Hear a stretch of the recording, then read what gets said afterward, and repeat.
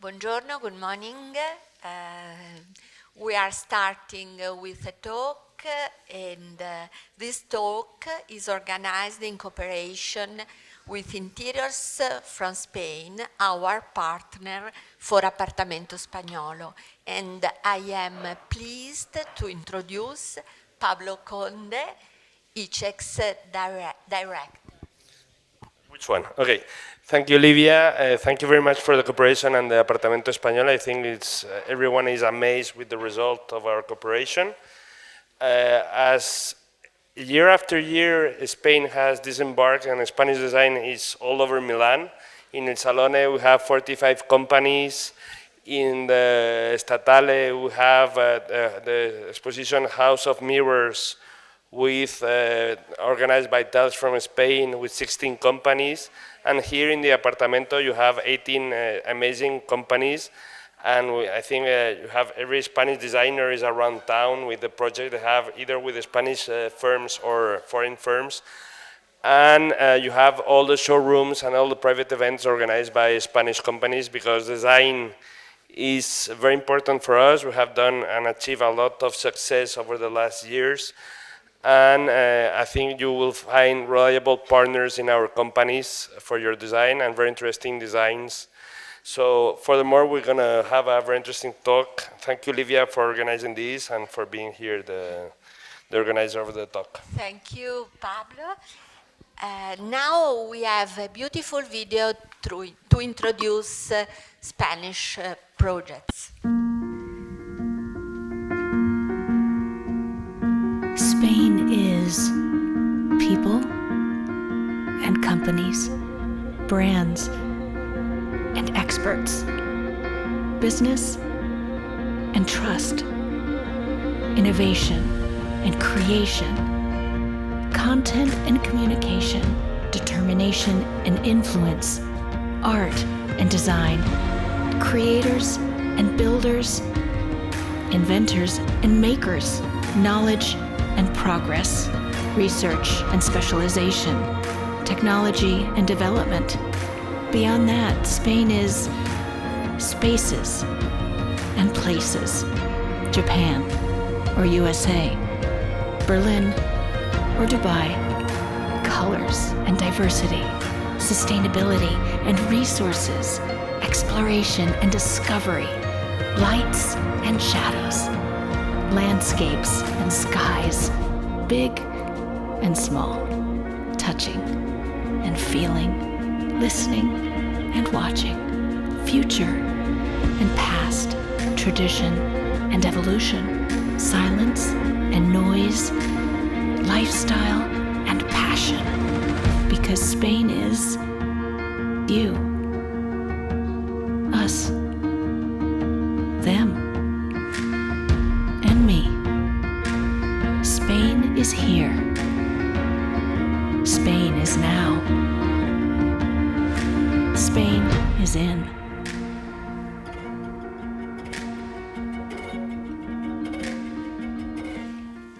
Today we are delighted to have with us two design studios from Spain for this talk about the matter of light. So I am pleased to welcome Héctor Serrano and Mayice Studio. Welcome. I am starting with Héctor, and Héctor, you have founded a design studio in London in 2000, and your studio creates products and spaces that people are attracted to live in the most humane, emotional, and extraordinary way possible. And so the aim of the studio is to bring innovation, character, while maintaining timelessness and simplicity to detail. And so I asked to the director to send the video of your work.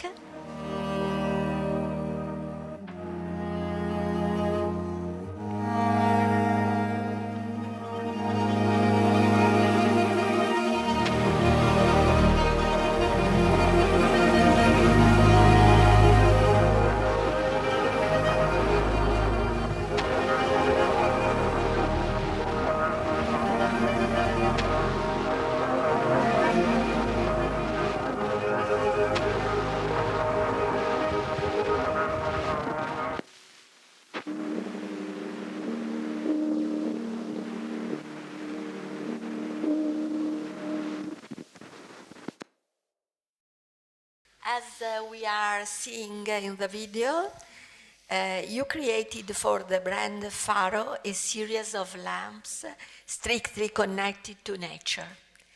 Can you tell us more about this project? Yeah. Let me know because there is a to run a presentation now. Yeah. There it goes. Well, first briefly, we are a studio with 20 years experience, and we do product design and spaces with under Borealis, with is our brand for installation exhibition. And the project, as Livia was saying, I wanted to share with you today, is called Tierra, Mar, y Aire, Earth, Sea, and Air. And for me, it's a very special project because it's more than it goes beyond of a lighting collection, and it has a character of somehow disruptive project because it challenges and questions the way we actually produce objects, transport, and commercialize the products. We're using is as you were saying is a kind of tribute to nature, and therefore is all done with recycled materials and bioplastics. But one of the unique feature of the product is the products are done with 3D printing, large scale 3D printing, and that's changed the rules of how we produce objects. Also has a distinctive somehow is related with digital crafts, because instead of they produce the age of the lighting is produced very slowly, so it takes hours to produce one by one. So, but it's a contradiction because at the same time they are made with robots, so the process is completely automatically. There is no intervention of a human hand. So it's a mix of techniques, manual, artisanal, and industrial, and well, it's digital. fully automatic and fully industrial. We're using robots, the similar robots that are used in automotive industry. Yeah. So that means that we can, instead of having large factories to produce objects, where we have, like for example, if you're producing injection molding product, you will need a very large machine, which you need to have a lot of space. It makes a lot of noise, and then you need to produce large quantities because you need to have a mold. It costs a lot of money, so the minimum quantity could be thousands of units. With this technique, what happened is that there is it costs the same to produce one than produce lots of them. The robots or the machines are very compact, so you don't need to have a large factories. So that means they can be produced locally. In fact, they're produced in Barcelona and Madrid city. And the idea as well is to find manufacturers very close to the person who actually buy the products. So if someone from New York wants to buy the light, it can be produced as close as possible from the buyer. And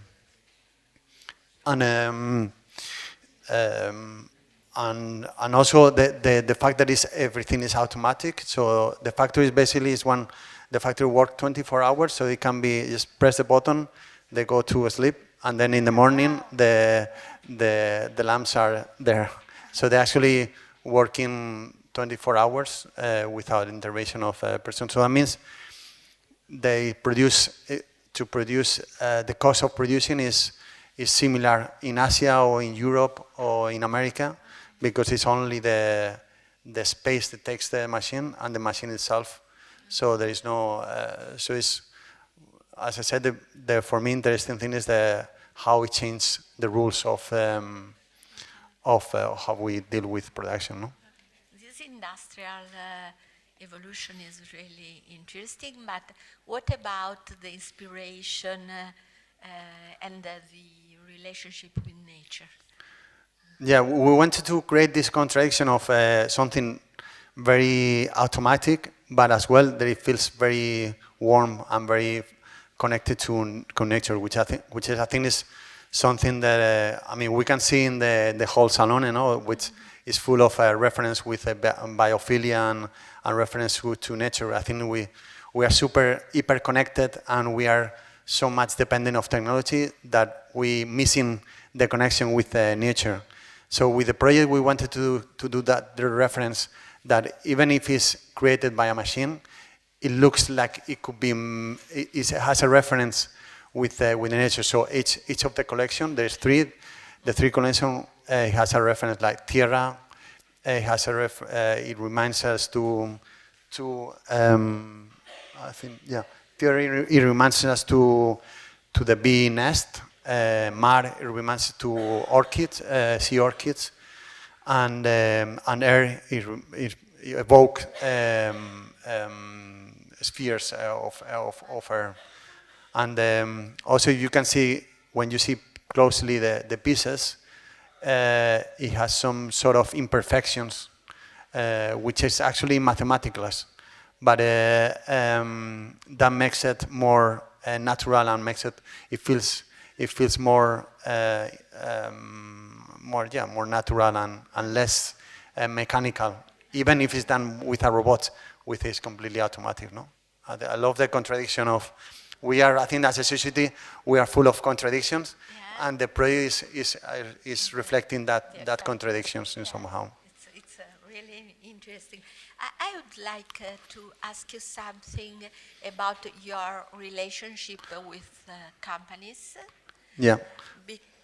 Because Well, you collaborate with brands that have the same design philosophy as you and this great attention to sustainability, or on the contrary, you are the one bringing a sustainable vision inside the companies?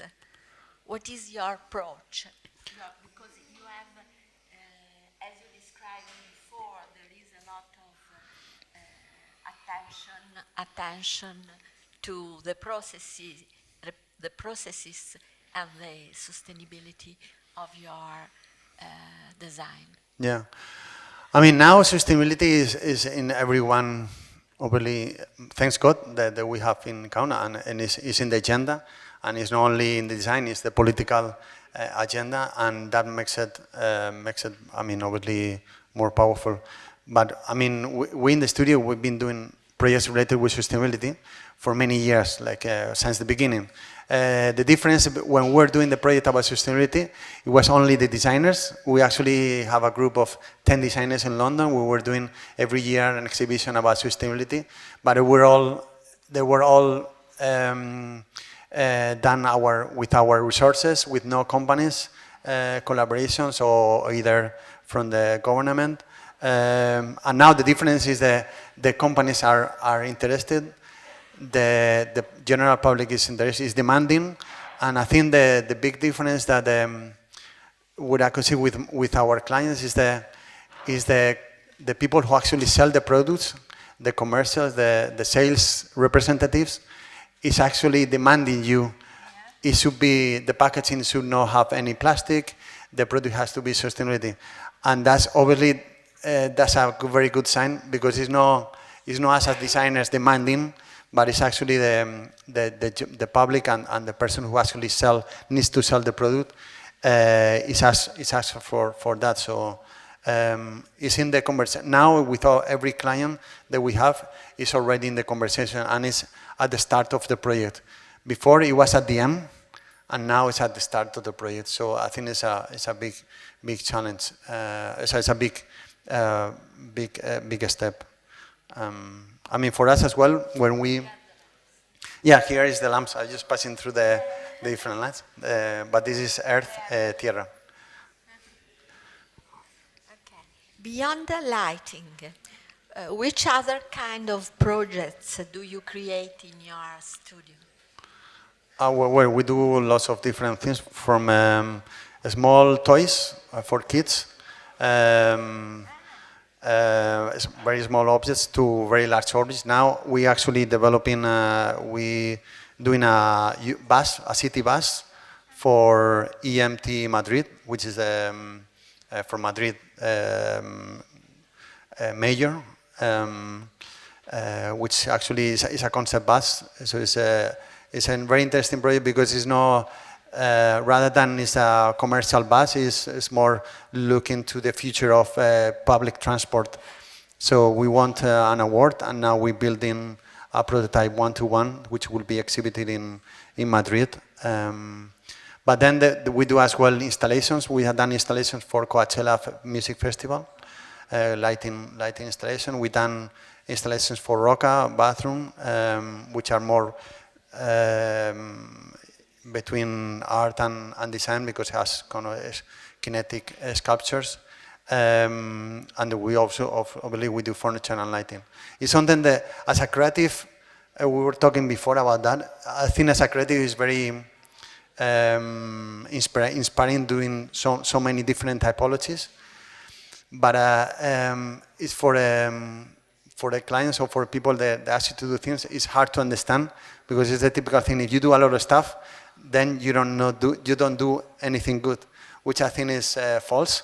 I think we live in a society which is demanding a lot of specialization, because you need to have, in order to make it happen, you need to have the knowledge to actually do it. But I think on the creative or the concept arena, I think it's very interesting when you do all different types of typology of projects and projects, because you learn a lot from maybe one day you're doing a lighting, and then another day you're doing a toy, and maybe there's something that you've done in another project brings the inspiration to another project. No? Because we live in a very fluid dimension, and so the capability to work on different typologies is richness, and give you the possibility to apply different inspiration and techniques to other typologies. And so I agree totally with you. This is really important in every way of working in this historical era. And so I would like to know two things more. One, why did you open your studio in London? And the second is, which kind of product category is your favorite to design? There is something which you prefer. Yeah. Well, I started in London because I went to study at a university there, a Royal College of Art, and I studied there a master. I was going there for just a couple of years, and then suddenly I was 15 years there. You know what happens sometimes, you go. Well, my girlfriend that time came to London, and then we decided to stay, and then now is my wife. So, and then after a while, I wanted to move back to Valencia, because I think it's a lovely city and there's a lot of quality of life.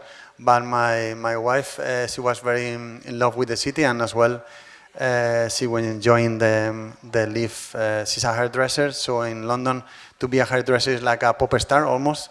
So she was very happy there. So we stayed for up to 15 years. So it was more one thing follows to another. After when my son, the second child, Martin, born, then we decided to go back to Valencia. And about the favorite typology, I think for me, it's like asking a painter, what is your favorite color? I think it's impossible. Or as a father say, what is your favorite son? For me, the most exciting project is the one that I haven't done it yet. And if it's something new that they haven't done it, we haven't done it, it's even more interesting because it brings a lot of curiosity. I think curiosity is a source of life, and especially as a designer as well. No? So when a project comes from the studio which is new, that you haven't done it before, is very, very interesting. This is. Yeah, We saw on the back all the different lamps you designed. yeah. Okay. And so, thank you. And at the end of this conversation, we will have.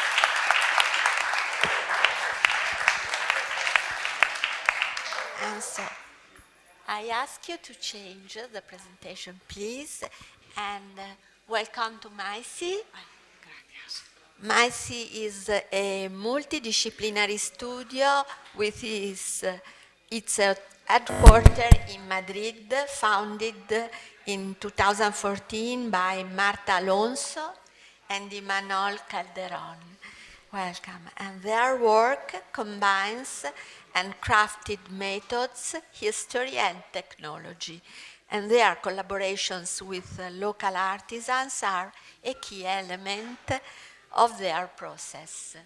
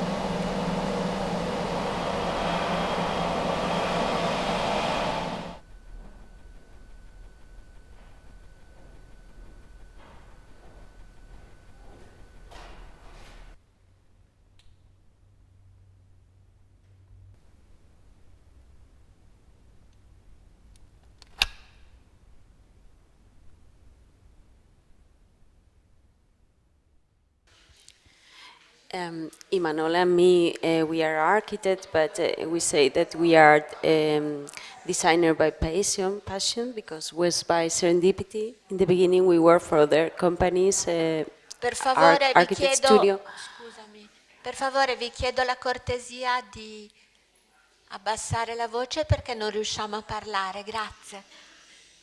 So this video that you can see here is the oldest factory, probably oldest factory in Spain from the 18th centuries, belongs to Charles III, and they still doing blowing glass.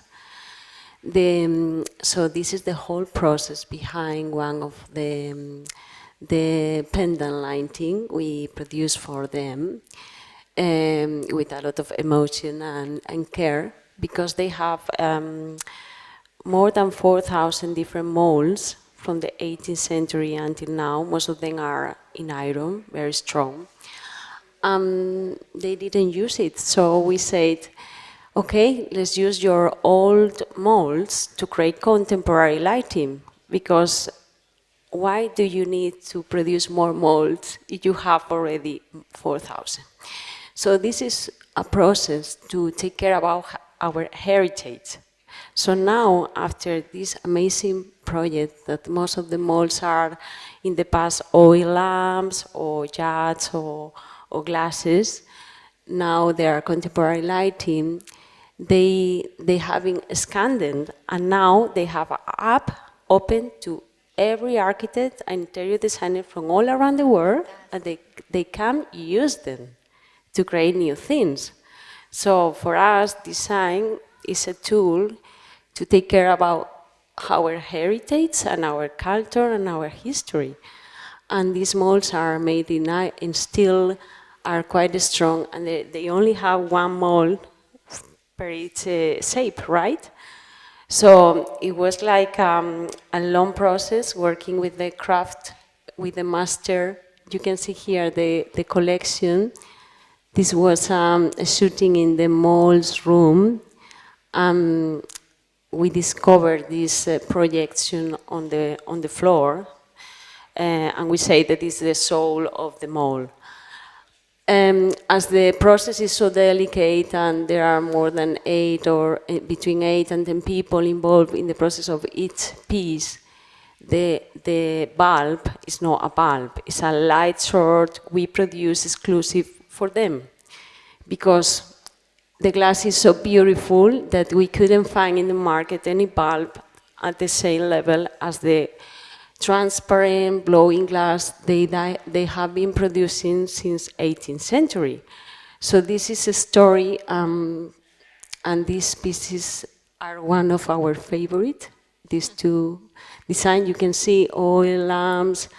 Sometimes they are interconnected. There are 2 pieces hanging. Everything can be replaceable. There are noble materials because we believe that noble materials are linked to nature, and don't forget that humans are nature. Yeah. So for us it's so important, and this is one of the stories of one of our projects. And yeah, I encourage you, if you come to Spain, it's a factory near Madrid. You can take a train, it's less than 1 hour. And you see this beautiful industrial architecture, 25,000 square meters, not too big. It's really emotional. The molds for us are like little robots. Yeah. So they are producing. Yes. We decide today to mix your stories together because we think that in this historical moment,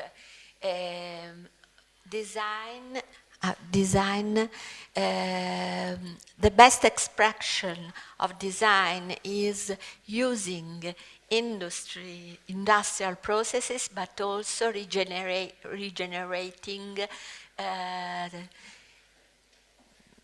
all the techniques and artisanal processes, and there is also the possibility to combine both the ways of producing. This is the same in Italy, and the results are really, really interesting. And so I love the idea to have you both today to discuss about these differences, these different approaches. And so about this, here we can see this special size of this lamp. Can you tell us something about it? Yes, the other collection was exhibited abroad for the first time in Milano, yeah, because Rosanna Orlandi loved it. She presented the 13 lighting in a big chandelier. So we talked with her. She's like a mentor. We started talking. It's so beautiful, this transparent lighting, and I love to create like this dinner in my courtyard, in large table, very Italian way, no? Why don't you create like a really large and transparent lighting for outdoor, for my dinner? Okay, we can think about it. So we discovered this effect.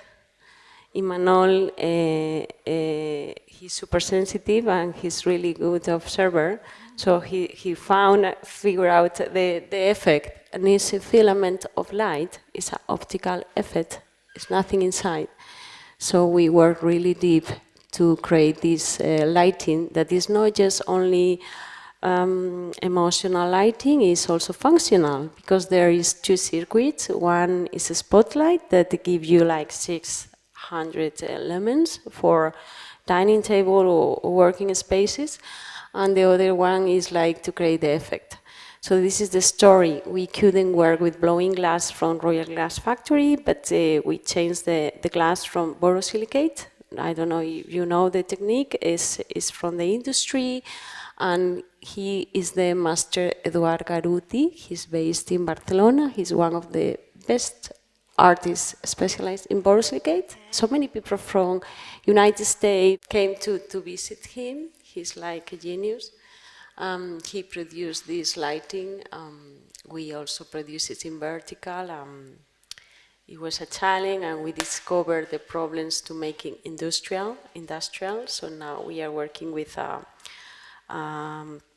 company half Italian, half Danish, that is relative to the master Gino Sarfati, and now we are working to produce like small pieces to connect it, to make it easier to zip and make it easy to create large pieces. When did you make this project for Rossana? We present Filamento lighting in 2018 Okay. in the basement, in a year that was really warm temperature, so it was really good for us because the people stay longer in the basement than ever. Yes. What about other approaches by your studio in designing other typologies of objects? Do you prefer lighting design, or are you working on other projects, other typologies of projects? We don't care. We are a multidisciplinary studio. We are architects, so we love design. I don't this, for example. Yeah. No, this is for the mini electric, and this is a projection. So we can do a projection, or we can create a sofa, whatever. Okay. This is an installation in Madrid. Yes. Yeah, for the design festival. Yeah. Yeah. And Yes. which was the creative idea beyond this beautiful effect? I mean, the nature was the main inspiration. Nature is the inspiration for most of our project. But here you can see this vertical garden that is designed by Patrick Blanc. Do you know? Okay. Patrick Blanc Patrick is Blanc. super. Super. He's wearing You mean everything in green. Yeah. All in green. Vertical gardens Yes. by Patrick Blanc. From France. So this designed by Patrick Blanc, and the story is every species protect each other Yeah. to save water, to save energy. So we love the idea, and our idea is, okay, let's project lighting with the same photo that you get during daylight. So all the species were like breathing. So for us, it reminds us the importance of forests in the city. I love Bosco Verticali. I don't know why there is no more facades with green, because we need it, right? So they're still producing in the world terrible architects on facades. And why don't they use more green? So Mini Electric was the sponsor. We want to connect these ideas, no? To reduce CO2 and use more green, more nature, because we are in nature, though. We can't forget it. And are you working on other projects with vertical gardens in Spain? No, No. unfortunately. Uh, No, but because, we love material, and we always say that we love to experiment with so many different materials. First, we usually visit the workshop, the factory, or listen a lot to our client or institution, and then the creativity comes later. Yeah. It's not we never start with a white canvas. It's impossible. We believe in working with engineers, artists, young people, old people. Yes, but today it's possible to work in a very collaborative way if there are people together with different vision and technical approaches to the same project. And so this is why we usually work here and in other projects in Milano during this week, putting together and creating work teams. I agree. I think is really really important. And I would like to ask you both something else. The first question is about the role of design in the future, which is your vision, Héctor. Me first. So difficult. Or Imanol. No one. I mean, I think it's an impossible question, to be honest. I